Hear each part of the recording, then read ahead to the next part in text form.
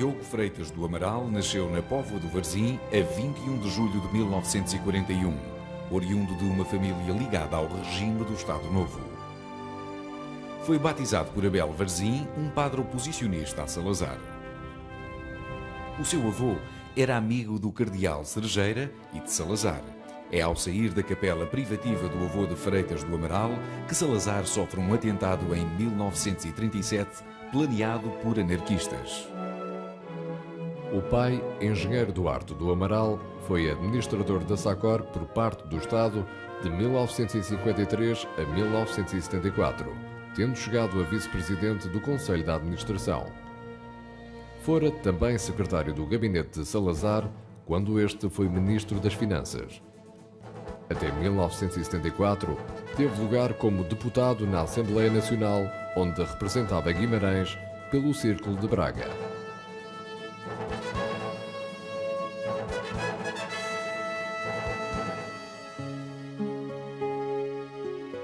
Diogo Freitas do Amaral frequentou o Liceu Pedro Nunes de 1951 a 58.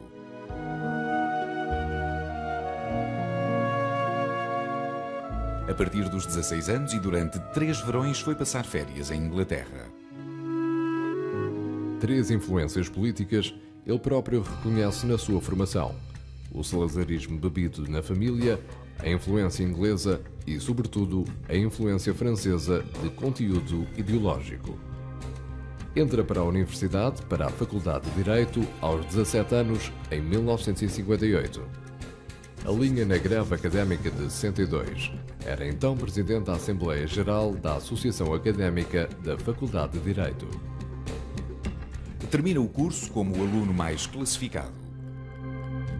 Começa a dar aulas de Direito Administrativo como assistente de Marcelo Caetano. Apresenta a tese de doutoramento em 67. Tem 26 anos de idade. Ainda nesse ano, a 2 de setembro, assenta praça na Marinha, onde cumprirá o serviço militar até 1970. Aí conhecerá Adelina Mar da Costa, o seu grande amigo e braço direito até ao fim dos seus dias.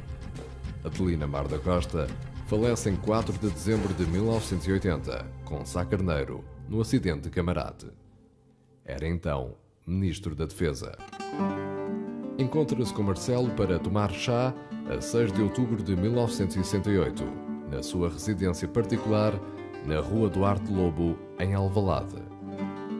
A tomada de posse de Marcelo Caetano como Presidente do Conselho, em substituição de Salazar, acontecera a 27 de setembro. Nas eleições de 69, Freitas do Amaral é convidado por Marcelo para jantar em vésperas do Natal na Força Aérea de Monsanto. Estão convidados também, entre outros, Miguel Galvão Teles, João Salgueiro e Marcelo Rebelo de Sousa. Tema da refeição: fazer uma análise dos resultados eleitorais em que a oposição concorrera dividida entre a CDE e a CEUD. Depois das eleições de 1973, a que a oposição não concorre, é convidado por Marcelo para Ministro da Justiça. Tem 32 anos. Recusa. A 18 de outubro desse ano, dá-se o seu último encontro com Marcelo. Já não acredita no futuro político do seu mestre, da abertura prometida e do próprio regime. A queda está por meses.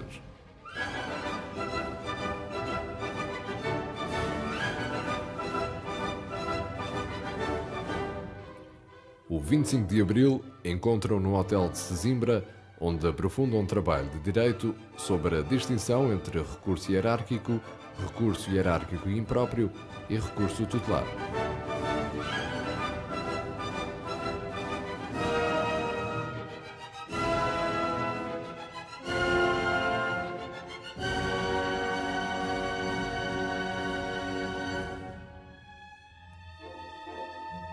A 4 de maio é chamado pelo MFA para ir ao Palácio de Belém com Alberto Xavier. Veiga Simão é encarregado de elaborar o programa do primeiro governo provisório.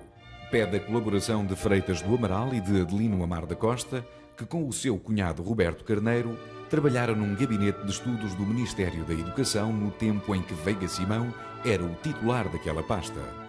O programa de governo acaba por ser feito por Freitas do Amaral e aprovado por Decreto-Lei da Junta de Salvação Nacional. Nos últimos dias de maio, é chamado a Belém pelo Presidente da República para fazer parte do Conselho de Estado. Tem 32 anos. Eu, abaixo assinado, afirmo solenemente pela minha honra que cumprirei com lealdade as funções que me são confiadas.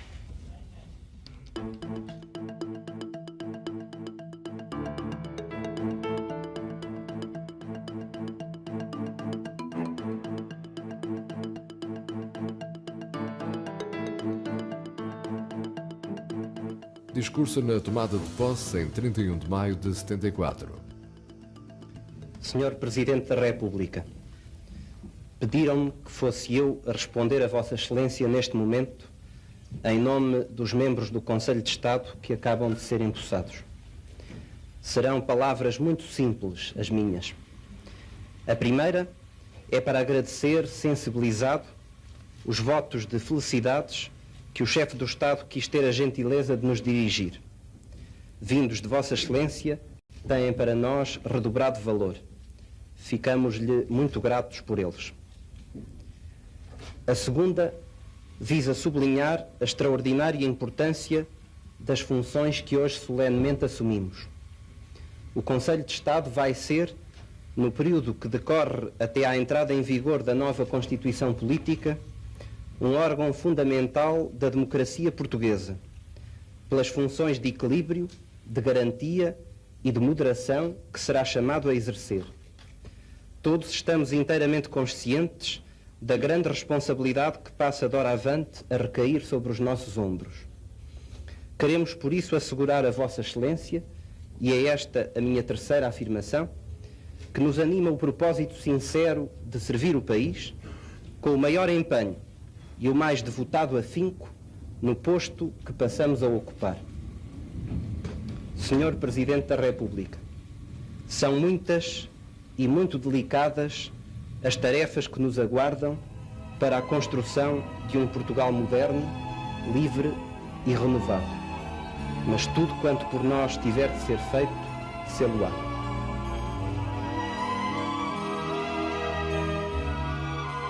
Almeida Bruno, um dos mais próximos colaboradores do General Spínola, pede-lhe para formar um partido.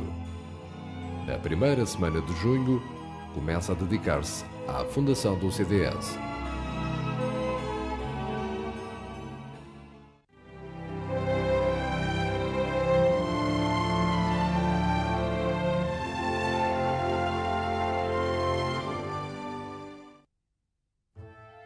Em consonância com Adelino Amar da Costa, havia dois limites que era necessário impor quanto às adesões ao CDS. Só seriam aceites pessoas que não defendessem o socialismo, quer na ideia, quer na palavra, e não aceitariam pessoas que tivessem colaborado com o Estado Novo. Decisão esta nem sempre satisfeita. Palma Carlos, com o apoio declarado do seu vice-primeiro-ministro Sá Carneiro, tenta antecipar as eleições presidenciais e adiar as eleições para a Assembleia Constituinte. A proposta é rejeitada por unanimidade pelo Conselho de Estado, quer pela componente civil, quer pela componente militar. A 17 de julho de 74, realiza-se a primeira Assembleia dos Fundadores do CDS, que é formalmente criado a 19 de julho de 74, no dia do aniversário de Sá Carneiro. Este nosso partido do centro traduz, no plano das pessoas que o constituem, como no plano das ideias que o informam, uma síntese harmoniosa. É possível que noutras circunstâncias tal síntese se tivesse revelado inviável. No momento atual, porém, ela é a solução mais natural. A nossa declaração de princípios reflete, de modo evidente, a harmonia que espontaneamente se pôde obter. Assim, do lado do centro-direita, recolheram-se as ideias mestras do papel decisivo da iniciativa privada como motor do desenvolvimento, da necessidade do progresso acelerado como fonte de melhores níveis de bem-estar, da descentralização como fator de dinamismo e responsabilidade. da supressão de condicionamentos e restrições à criatividade e à inovação como condição de eficácia do sistema social, da proteção dos pequenos comerciantes, industriais e agricultores como forma de robustecimento das classes médias, essenciais ao equilíbrio de qualquer sociedade livre, e da necessidade de tranquilidade pública como condição de viabilidade da ordem democrática. Queremos construir, assim, uma economia social de mercado cujo objetivo fundamental seja o da obtenção de uma justiça social avançada num mundo mais livre, mais humano e mais fraterno. Um mundo em que o homem seja considerado pelos políticos como princípio e fim de toda a ação governativa, embora gozando de uma liberdade religiosa que lhe permita, se quiser, desenvolver as suas crenças e afirmar a sua espiritualidade. Quanto a nós, o país deve ser governado ao centro. Isto significa que tudo faremos para que Portugal não venha a cair num neocapitalismo materialista que reduza os homens a escravos do dinheiro e do prazer, nem num socialismo totalitário que elimina as liberdades em nome da omnipotência do Estado. Também nós, por isso, desejamos sinceramente atingir um dia o ideal da sociedade sem classes. Só que, em nosso entender, esse ideal obtém-se na liberdade, pelo acesso de todos à propriedade individual e não no totalitarismo, pela transformação de todos em proletários ao serviço do Estado. Fique, todavia, bem claro que, para nós, a política a prosseguir pelo governo saído das eleições não poderá limitar-se à pura e simples gestão dos assuntos cotidianos. Deverá orientar-se para o grande objetivo da transformação da sociedade portuguesa. Ainda antes da realização do primeiro congresso, a Juventude Centrista promove um comício em Lisboa, a 4 de novembro, no Teatro São Luís. O comício é boicotado por uma contramanifestação. Há dezenas de feridos apesar da presença do Copcom. Na noite seguinte, o telejornal narra e tenta explicar os incidentes havidos. O CDS é considerado o partido mais à direita do novo regime e aquele onde se teriam filiado serventuários do anterior regime. O CDS é legalizado como partido em janeiro de 75. É admitido na União Europeia das Democracias Cristãs, primeiro que o PDC, dirigido por Sancho Osório e que mais tarde, ainda que temporariamente, viria a ser ilegalizado. O primeiro congresso, marcado para 25 e 26 de janeiro, no Palácio de Cristal, no Porto, é cancelado pela violência das contramanifestações. Os congressistas são impedidos de sair. Os convidados e observadores internacionais protestam.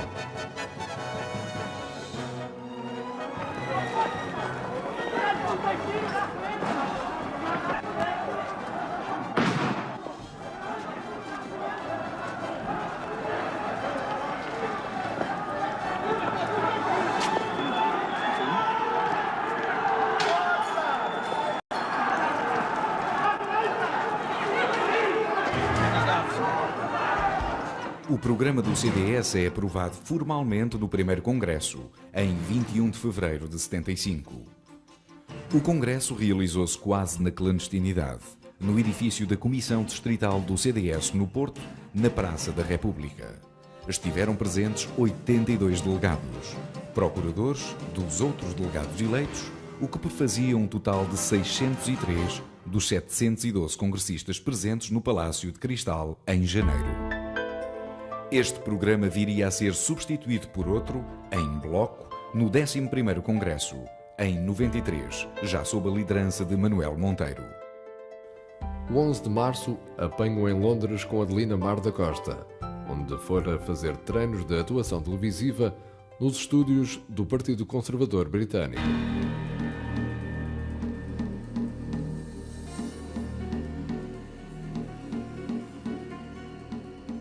A sede do CDS, no Largo do Caldas, é assaltada.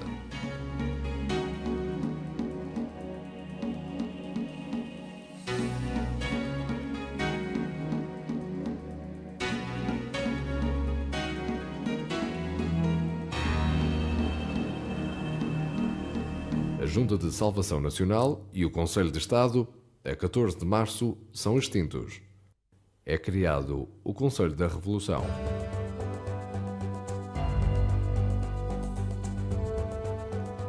Freitas do Amaral chega a recear ser preso.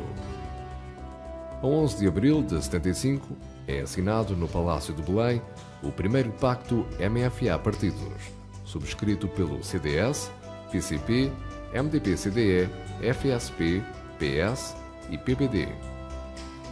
Embora discordando dos termos do pacto, o CDS subscreve o acordo, temendo que uma recusa o afastasse do sistema partidário em construção.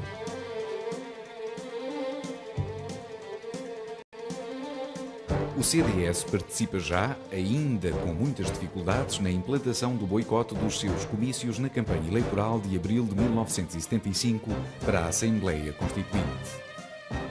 Freitas do Amaral, a par de Adelino Amar da Costa, é o rosto mais visível do novo partido.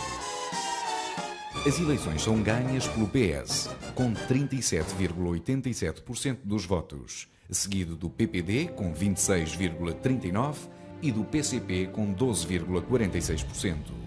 O CDS perfila-se como o quarto partido do novo sistema político e obtém 7,5% dos votos.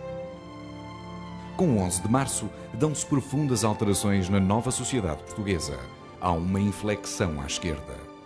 Durante os meses de maio e junho, são decretadas a maior parte das nacionalizações de empresas privadas.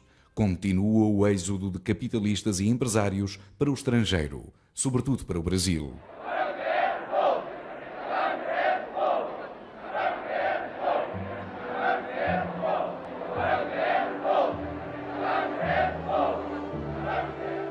De abril a junho de 75, são promulgados os principais diplomas sobre a reforma agrária e aumentam as ocupações de terras no Alentejo. Sá Carneiro, o líder do PPD, está doente desde janeiro. Operado em fevereiro, vê agravar-se o seu estado de saúde e, a 24 de maio, pede a suspensão de funções de secretário-geral do PPD. O CDS ainda não tem influência na sociedade portuguesa, conotado com o setor mais à direita. A campanha contra o chamado gonçalvismo será hegemonizada pelo PS. Na sessão de 2 de junho de 1975, é aberta solenemente a Assembleia Constituinte. O CDS vai ocupar o espaço mais fisicamente à direita do hemiciclo. Freitas do Amaral ocupa o assento que fora do seu pai na Assembleia Nacional. Tem 33 anos e é pela primeira vez deputado. O país vivia então sacudido com a crise do República e com a ocupação da Rádio Renascença em 27 de maio. Tanto no caso República como a ocupação da Rádio Renascença provocam o levantamento da Igreja Católica, influente e decisivo no verão quente, a par da grande agitação do PS. A 18 de junho, uma manifestação junto do Patriarcado para apoiar a luta dos ocupantes da Rádio Renascença termina em violentos confrontos.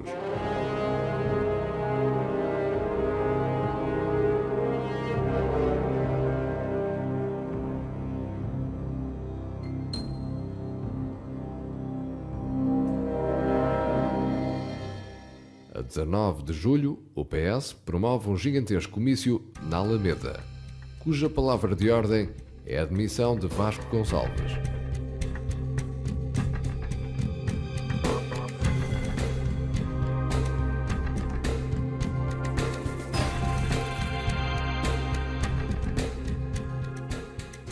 Em fins de maio, as sedes do PCP e do MDP-CDE começam a ser assaltadas. Elementos do CDS participam em todas estas manifestações.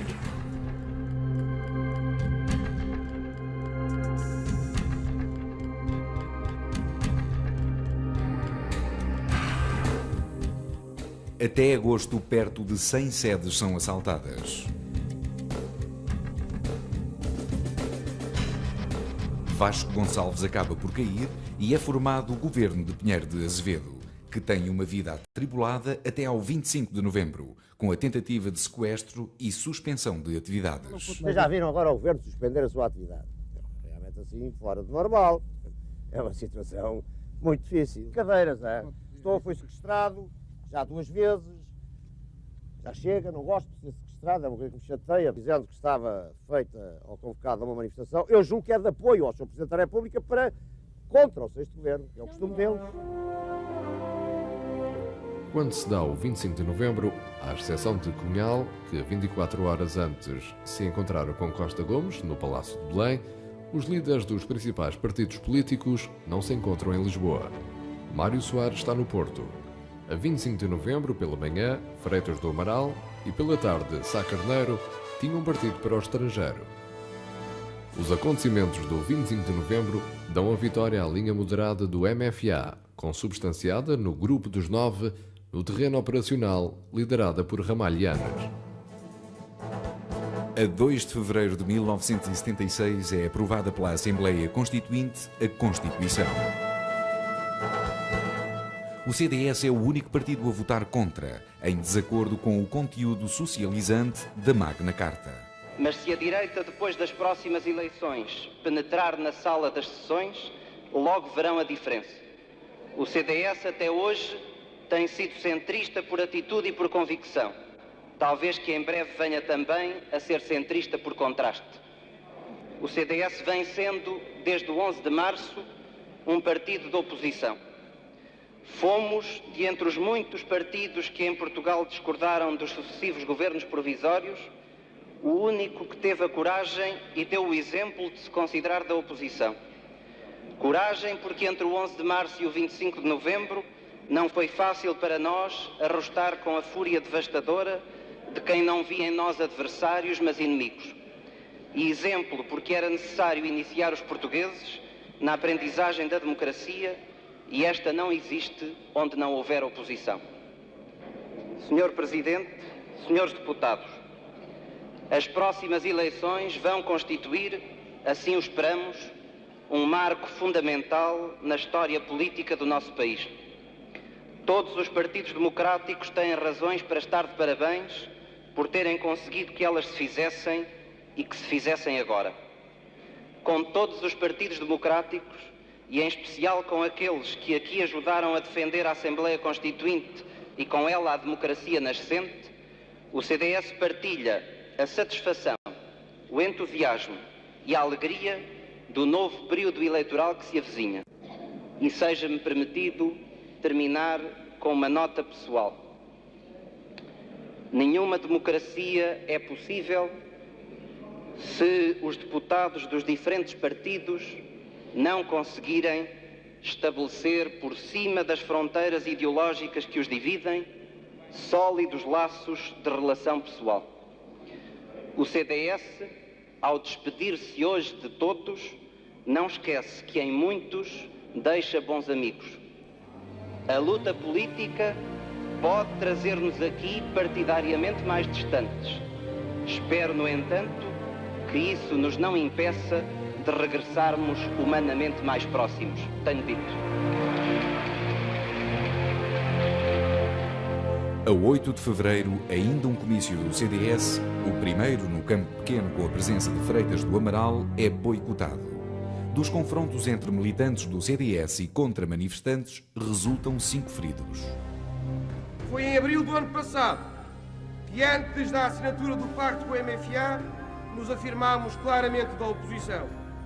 Até 11 de março não procedemos assim, porque até essa data a Revolução afirmava-se democrática e foi só depois que, ao deixar de o ser, se transformou em Revolução Socialista. A democracia não representa apenas uma forma de designação dos governantes, constitui também um método de exercício do poder. Um verdadeiro democrata não pode contentar-se em ser um ditador eleito, tem de ser um homem de diálogo. O poder não dialoga, dizia a direita do antigo regime, num conceito que ainda hoje encontra eco em toda a esquerda antidemocrática. Quando o CDS estiver no poder, pode a oposição estar certa, de que será ouvida antes das grandes decisões a tomar pelo Governo e de que será chamada regularmente a dirigir-se ao país pela televisão. Ainda nesse mês, a 20, há em Lisboa uma poderosa manifestação pela libertação dos militares presos em consequência dos acontecimentos de 25 de novembro.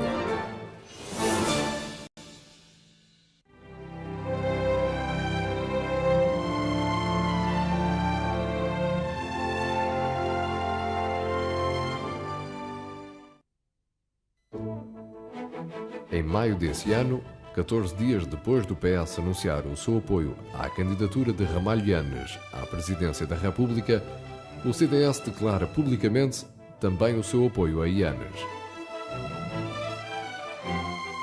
Nas eleições legislativas de 25 de abril, o CDS foi o único partido a subir de votação, que duplicou, passando de quarto para terceiro partido. As eleições foram ganhas pelo PS, mas o CDS conseguiu 15,9% dos votos. Nas eleições para a Constituinte, tivera 7,5%, enquanto o PCP se quedava pelos 14,6%. Nós consideramos que um governo minoritário é uma solução grave em qualquer momento para uma democracia e, muito especialmente, se essa democracia não está ainda definitivamente consolidada e atravessa uma crise grave. Para a enfrentar e a resolver com êxito, é necessário governar com competência, com autoridade e saber adotar, em determinados casos, medidas impopulares. Para que isso aconteça é necessária uma ampla base social de apoio e, por conseguinte, nós entendemos que nesta fase seria necessário constituir um governo da máxima coligação possível. Segundo os nossos estudos, o período crítico no qual se vai resolver ou não a crise económica portuguesa é um período de 2 anos. E é justamente para um período de 2 anos que nós preconizamos que devia constituir-se essa coligação. Ramalho Yanes ganha as eleições presidenciais a 27 de junho, logo à primeira volta, com 61,5% de votos, com o apoio declarado do PS, PPT e CDS. Em 23 de julho toma posse o primeiro governo constitucional, chefiado por Mário Soares. É um governo minoritário. Dura até 8 de dezembro de 77, quando já de madrugada no Parlamento, toda a oposição chumba a moção de confiança apresentada pelo governo.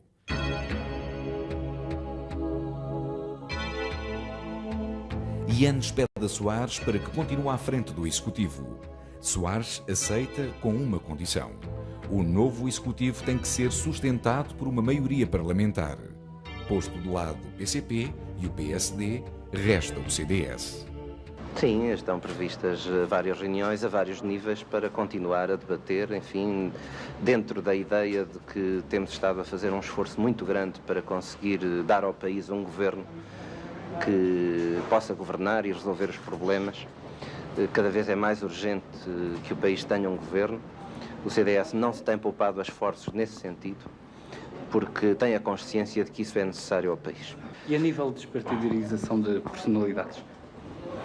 Bom, já se conhece qual é a fórmula que, em princípio, está a ser estudada para servir de base ao novo governo.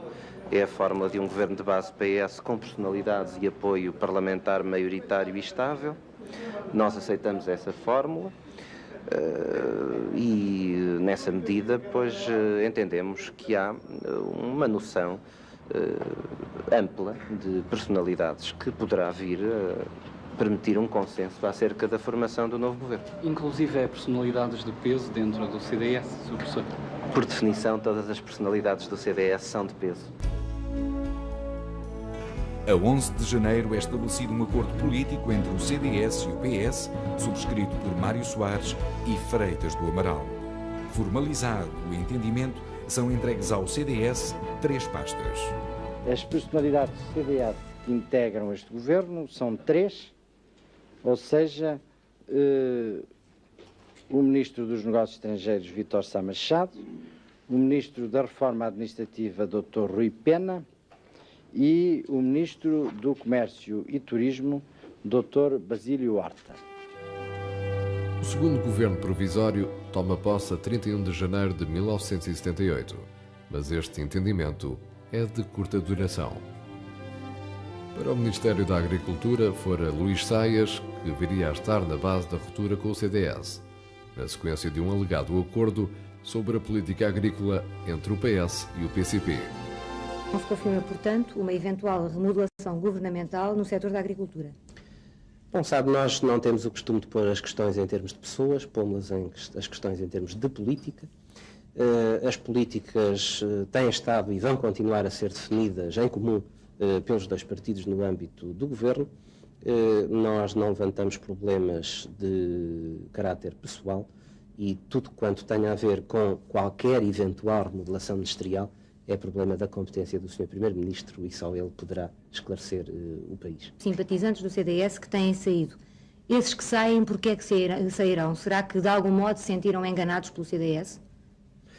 Eu creio que não. Eu creio que há pessoas que nunca fizeram segredo de que estavam no CDS porque não havia nada mais à sua direita. A partir do momento em que a liberdade, a democracia, que pelo esforço conjugado de todos os democratas existe hoje em Portugal, assegura a possibilidade de existirem partidos e movimentos à direita do CDS, desde que cumpram as regras próprias da democracia.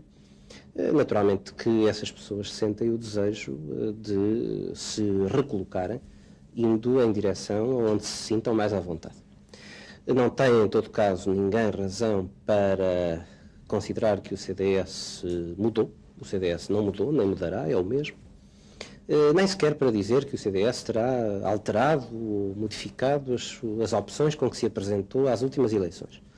Nós nunca escondemos e dissemos-lo claramente, quando fomos para as eleições, que éramos favoráveis a um governo de maioria e que, se isso fosse necessário, estaríamos de acordo com a formação de um governo de coligação ou de um governo de 2 ou mais partidos, quer se tratasse de uma conjugação do CDS com o PSD, quer do CDS com o PS, quer com ambos. Isto foi dito e redito durante a campanha eleitoral e, portanto, o facto de agora termos concretizado uma aliança de governo apenas com o Partido Socialista está perfeitamente dentro das grandes opções e promessas que fizemos ao eleitorado. Quando se tem uma grande ambição pessoal, essa ambição ajuda, impulsiona, empurra para a frente e ajuda a compensar muitas dificuldades. Mas quando o sentido do dever é uma noção forte e um imperativo de consciência, também ele serve de impulsão e ajuda a aguentar enquanto se deve aguentar. O que naturalmente não leva é a que se fique eternamente agarrado a essa função, porque as funções, quando são cumpridas por dever, normalmente duram apenas o tempo que é necessário para cumprir o dever. Menos de 6 meses depois de tomar posse, o Presidente da República, Ramalhianes, a 26 de julho de 78, põe fim ao segundo governo constitucional. Em junho de 1978, Freitas do Amaral foi eleito para o seu primeiro cargo de dimensão internacional, vice-presidente da União Europeia das Democracias Cristãs. Com a queda do governo do PS, minoritário ou em coligação, sucedem-se os governos de iniciativa presidencial de Nobre da Costa, Mota Pinto e Lourdes Pintacilgo. Em 8 de junho de 1979, é assinado um acordo entre o PSD e o CDS, contendo as bases de entendimento entre os dois partidos. Este acordo é formalizado em 5 de julho de 1979, com o nome de AD, Aliança Democrática, para uma nova maioria. O acordo é assinado no Hotel Tivoli por Sá Carneiro, Freitas do Amaral e Ribeiro Teles. Contém as bases de um entendimento político entre os dois partidos, com vista à formação de um novo poder político. É o momento alto do CDS. A AD provoca um verdadeiro levantamento em todo o país. Os seus dirigentes recusam-se a estar presentes na tomada de posse do último governo de iniciativa presidencial, o de Lourdes Pintacilgo. Em finais de outubro, a AD divulga o programa eleitoral do Governo, composto por 6 grandes áreas e cuja coordenação é da responsabilidade de Vasco Polido Valente. A 2 de dezembro de 79, sob o slogan "Um Governo, uma maioria, um Presidente", a AD obtém a maioria absoluta e forma governo com Freitas a vice-primeiro-ministro. O CDS conquista 43 assentos no Parlamento. Eu, abaixo assinado, afirmo solenemente pela minha honra que cumprirei com lealdade as funções que me são confiadas.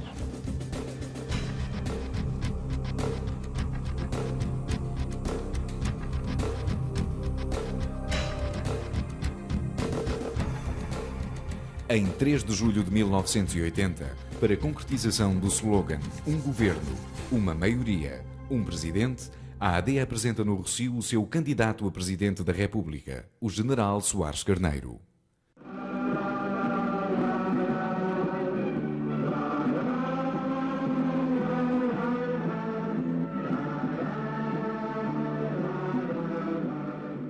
Nas eleições de outubro de 80, a AD aumenta a sua maioria absoluta e o CDS sobe para 46 deputados.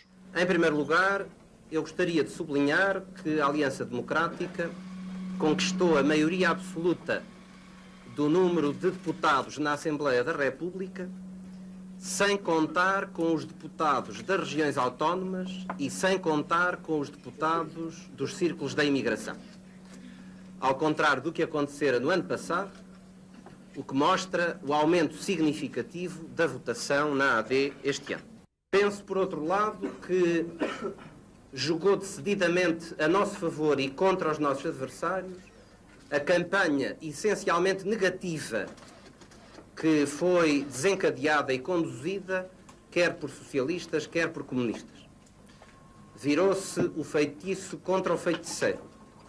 E a campanha de ataques pessoais e de violências e de calúnias e injúrias que praticamente monopolizou os tempos de antena dos nossos adversários acabou por ser fortemente negativa para eles próprios e positiva para nós, porque o povo português não compreende assim a política e desejaria que a campanha tivesse sido da parte deles a apresentação de críticas honestas ou de propostas alternativas e não o mero bolsar de calúnias, de injúrias e de mentiras. E também porque foi claro, apenas ao fim de 8 meses de governo da Aliança Democrática, que somos nós os verdadeiros portadores de um projeto autêntico e verdadeiro de justiça social. O sonho do projeto da AD, um governo, uma maioria, um presidente, desfaz-se na campanha presidencial. Soares Carneiro é derrotado por Ramalho Yanes. O General Ramalho Yanes ganhou as eleições, será, portanto, o próximo Presidente da República, num novo mandato. Essa decisão é uma decisão da maioria do povo português e, como tal, deve ser acatada e respeitada. Simplesmente, assim como nós aceitamos a decisão que a maioria hoje tomou em relação à Presidência da República, também exigimos com a maior firmeza que seja respeitada a decisão que a maioria tomou em 5 de outubro em relação ao Parlamento e ao Governo. Isto é, nós ganhamos as eleições em 5 de outubro, temos uma maioria parlamentar e o direito de governar o país por 4 anos. E este é o dado fundamental sobre o qual há que assentar as soluções políticas nos próximos 4 anos. Nós continuamos a recear, como dissemos durante a campanha eleitoral, as consequências políticas da vitória do General Ramalho Yanes, obtida com o apoio do Partido Comunista. É perfeitamente claro, perante os resultados de hoje, que sem o apoio do Partido Comunista, o General Ramalho Yanes não teria sido eleito. O General Ramalho Yanes disse durante a sua campanha que criaria as melhores condições para que o governo da Aliança Democrática pudesse funcionar e pudesse funcionar bem, o melhor possível. Mas depois acrescentou alguma coisa de contraditório com isto, ao dizer que o faria tal como fez durante o ano de 1980. Ora, eu queria dizer aqui muito claramente que para que ele possa cumprir a sua promessa de criar condições para que o Governo da Aliança Democrática funcione bem e governe bem, é necessário que ele mude de atitude e que não mantenha a atitude de hostilidade sistemática que manteve durante o ano de 1980. E essa é uma promessa que ele fez e que nós exigiremos que ele cumpra. A 4 de dezembro, dias antes de se conhecerem os resultados eleitorais, morrem no acidente de Camarate Sá Carneiro e o seu ministro da Defesa, grande amigo e braço direito de Freitas do Amaral, Adelino Amaro da Costa. É o fim anunciado da AD. Balsemão assume a presidência do governo e do PSD, perante as reticências de Freitas do Amaral, que lamenta que a escolha de Balsemão não tivesse resultado de consenso da AD. As relações entre Freitas e Balsemão são tensas e degradam-se. O 6º governo constitucional de Balsemão cai. O líder do CDS manifesta a sua indisponibilidade para integrar um novo executivo. Freitas do Amaral é eleito a 3 de março de 81, por unanimidade, para o cargo de presidente da União Europeia das Democracias Cristãs. A minha intenção é de exercer plenamente e em simultâneo as funções de Presidente do CDS e de Presidente da UEDC. Eu quero dizer que, naturalmente e como sempre, continuo contrário às diplomacias paralelas e, portanto, não farei qualquer intervenção que tenha a ver com a política externa portuguesa, a menos que isso me seja pedido pelo Governo português e nos termos que forem acordados com o Governo. Naturalmente que, se isso for solicitado, depois não deixarei de exercer a influência que puder exercer no sentido de que a integração de Portugal se faça nas melhores condições e o mais rapidamente possível. A 27 de março realiza-se o 4º Congresso do CDS, em que Freitas do Amaral é reeleito. As autárquicas de 12 de dezembro de 82 confirmam o princípio da queda da AD. Freitas fala mesmo em desaire eleitoral. Eu não penso que estas eleições venham pôr em causa a coesão da Aliança Democrática. O próprio facto do CDS ter ganho algumas câmaras ao PSD não significa de modo nenhum que isso vá alterar a correlação de forças entre os partidos da AD. A zona cinzenta está, portanto, entre os 40 e os 43, 43,5 ou 44, segundo os cálculos, mas anda à volta disso. E nessa zona, eu penso que nós estamos perante um desaire eleitoral, não uma derrota clamorosa, mas não também uma vitória. Estaremos perante um desaire eleitoral e, pela minha parte, quero dizer que, depois de conhecidos os resultados completos, se a percentagem nacional de votos dos partidos da Aliança Democrática nestas eleições se situar entre os 40 e os 43, pois nós, CDS, declararemos publicamente que consideramos que a Aliança Democrática sofreu um desaire eleitoral.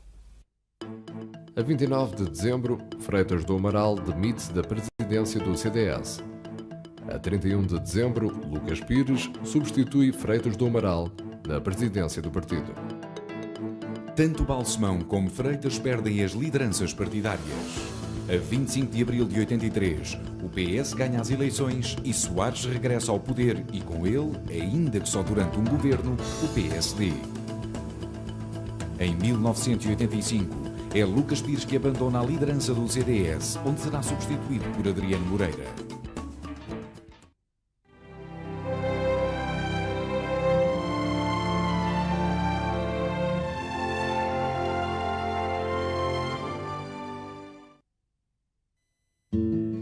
Cavaco Silva vence as eleições cortando com o Bloco Central e defendendo no Congresso do PSD, na Figueira da Foz, a candidatura presidencial de Freitas do Amaral.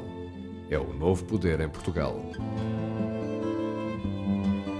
A 26 de abril, Freitas abandona o CDS para se candidatar às eleições presidenciais. Soares, segundo as sondagens, parte com 8% dos votos. Freitas, candidato do CDS e do PSD, parte com os confortáveis 40%.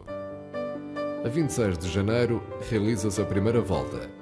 Freitas obtém 46,3%, Mário Soares, 25,4%, Salgado Zenha, 20,9%, e Lourdes Pintacilgo, 7,4%. Dr. Mário Soares há de comum o mesmo conceito de democracia política e as mesmas grandes opções de política externa.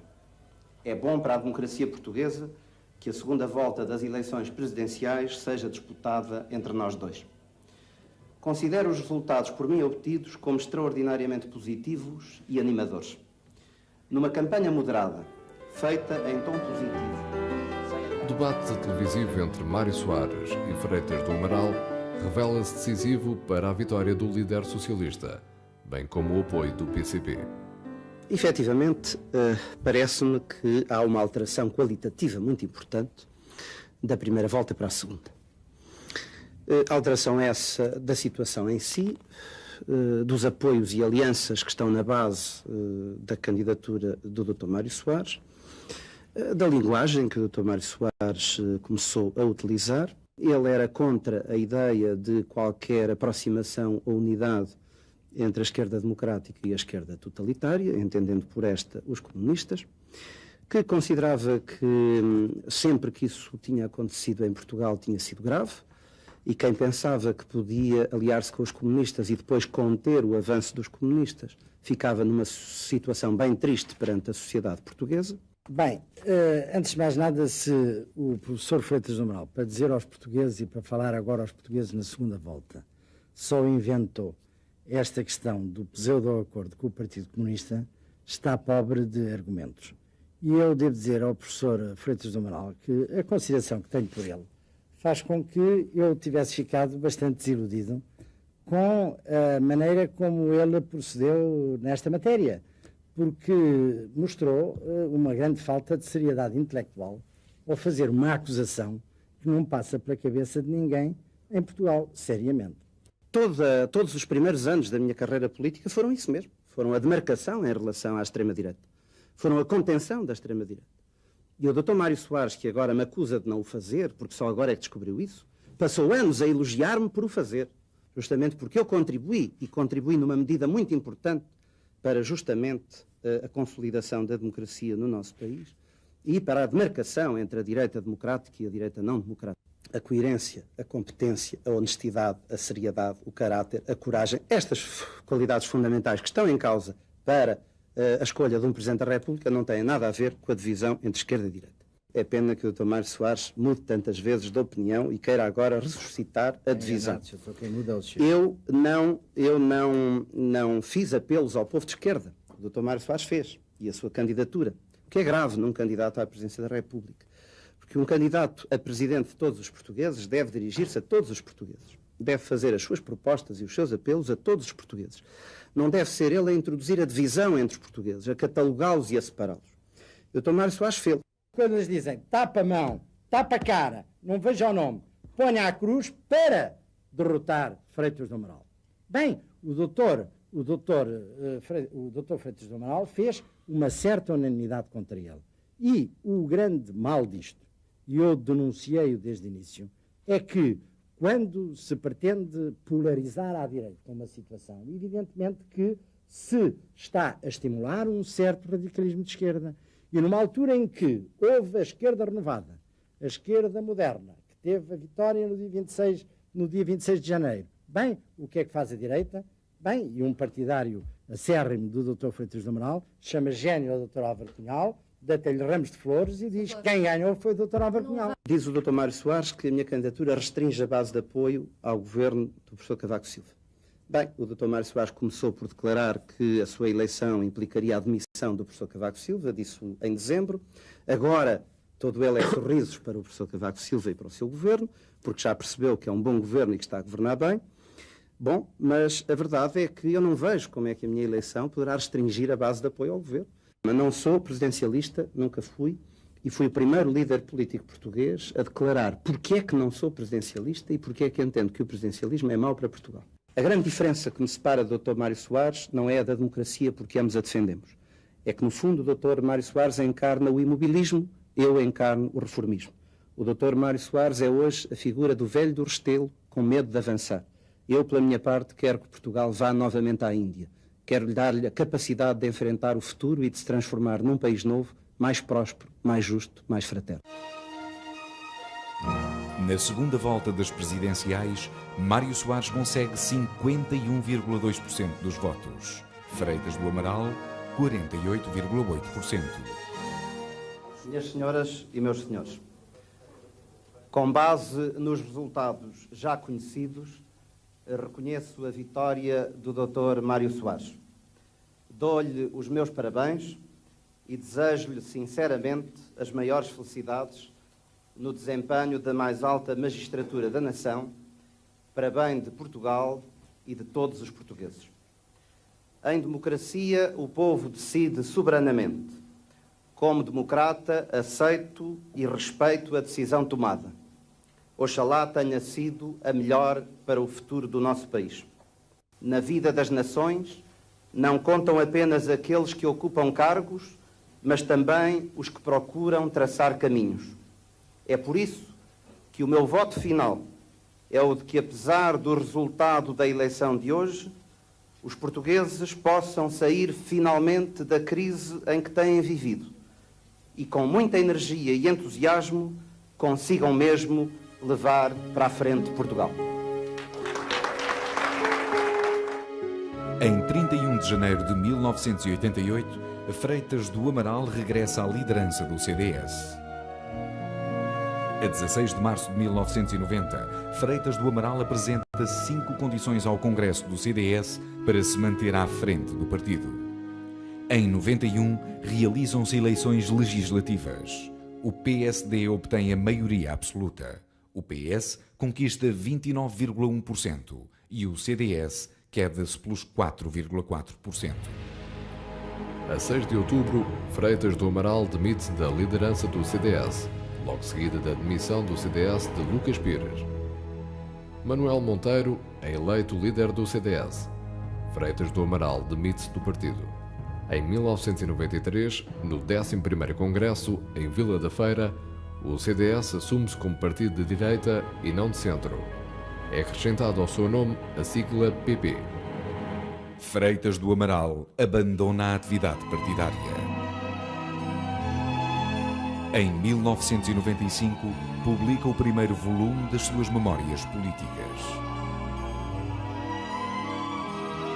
É, portanto, essencialmente dar testemunho de uma época que vivi muito de perto, da qual fui protagonista e testemunha, e que tinha muito para contar sobre ela. E então eu achei que tinha a obrigação cívica de dar este testemunho para que um dia, daqui a muitos anos, quando se puder fazer uma história objetiva e imparcial deste período, o meu ponto de vista seja conhecido.